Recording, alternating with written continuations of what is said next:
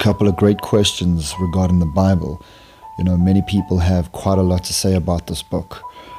66 books, written by a bunch of old guys, they say, translated too many times. Let's have a look at a couple of things, right? So what I've done with this video is I'm going to take some scriptures and some current events. Let's have a look at what the Bible says regarding the times we're living in. Let's see how many prophecies we can find in a couple of minutes.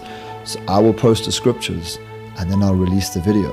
And you guys can have a look and decide for yourself. Do you want to trust this book? You know, this book that gives you every little bit of detail. And why don't you search the scriptures yourself and see what it says?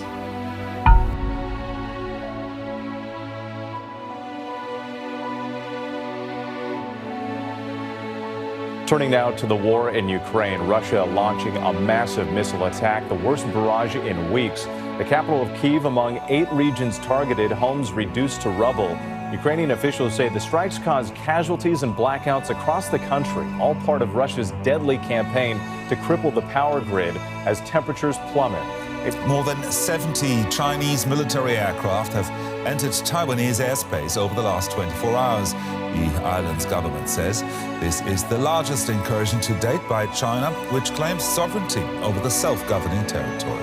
The situation in Iran is where we start. It's raising concern internationally for the safety of protesters. There are also cases of violence against police that are raising fears too. At this stage, Iran's foreign minister and media are raising the spectre of civil war. The darkness over Gaza City flashed bright by explosions as Israeli artillery and other weapons targeted what they said were weapons factories and rocket launch sites belonging to Islamic Jihad.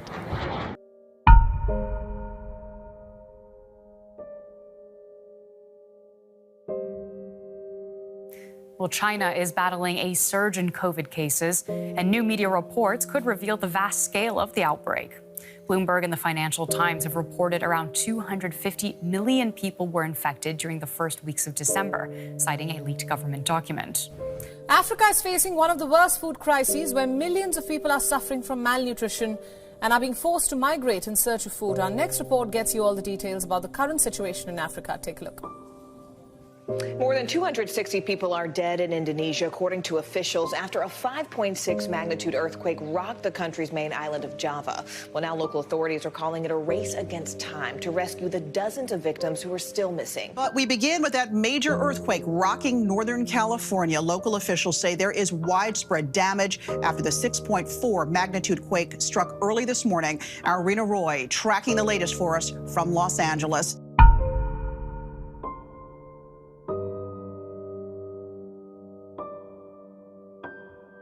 In just a few minutes, President Biden will sign that legislation guaranteeing that states have to recognize same-sex and interracial marriages after the law passed Congress with bipartisan support. Let's get straight to CNN's chief White House correspondent, Phil Manningly, who's at the White House. Phil, walk us through the significance of today's bill signing. Well, I think there's the policy significance and then the symbolism, which is obviously enormous in this moment. On the policy side of things, even in the wake of the 2015 Supreme Court decision that cleared the way for legal gay marriage in the country, across the country, this won't see any tweets from Ye this morning. The rapper who changed his name from Kanye West had his Twitter account suspended again. So it happened after West posted an anti-Semitic image just hours after praising Adolf Hitler. Eyewitness News reporter Marcela Bayeto joining us live from Independence Mall. And Marcela, this is a story that understandably has a lot of people outraged and also concerned. This is extremely disturbing to hear, Marcela. Good morning to you. It's easy to write off smart people doing stupid things to incompetence or haste, but this one just, it doesn't make sense. First, the facts. Balenciaga is one of the world's most expensive clothing brands in the world, and for some reason, their Christmas ad campaign included pictures of a child with a bear. When you zoom on the bear, it's dressed, shall we say, unusually. People who know about these things say its outfit is inspired by bondage outfits used in certain sex acts. This, in and of itself, is troubling. Then there's another ad. You zoom in on it, and you see the papers laying around the bag that is being advertised is printouts of a child pornography case, specifically United States versus Williams in 2008, that upheld the law making child porn illegal. Next, add to the celebrities who endorse Balenciaga. It's a who's who from Kim Kardashian to Hailey Bieber. And remember the ad. All the ads had to go through dozens of people, ad agencies, creative, photographers, set designers, executives, agents, casting folks.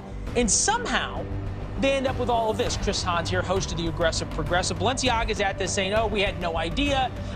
We're now suing the ad company. This is how the Daily Mail puts it.